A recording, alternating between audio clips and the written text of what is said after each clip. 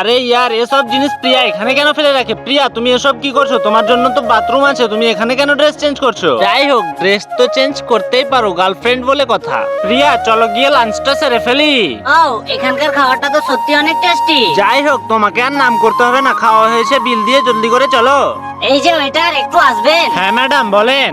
আপনাদের খাবারটা অনেক টেস্টি ছিল। আরে ইয়ার এই মালটা আবার কোথা থেকে এলো? এইভাবে সার্ভিস দেওয়ার জন্য থ্যাংক ইউ। ম্যাডাম আমাদের মেনুতে অনেক সুন্দর সুন্দর খাবার আছে। না আর খেতে পারবো না, অন্য কোনোদিন খাবো। আরে প্রিয়া তোমাকে এরা ঠকাচ্ছে।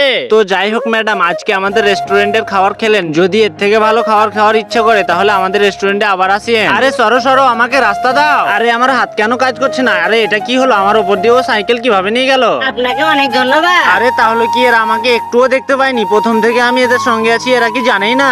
এখন আবার আমাকে কে ফোন করলো? লিয়া। আরে বল লিয়া, কেমন আছিস? আমি পরে বলছি, তুই জলদি করে হসপিটালে আসিক, অ্যাক্সিডেন্ট করেছে। বন্ধুরা তোমরা যদি এরকম ইন্টারেস্টিং ভিডিওগুলো দেখতে চাও তাহলে এই ভিডিওটিতে একটি লাইক আর চ্যানেলটিকে সাবস্ক্রাইব করে আমাদের পাশে থাকো।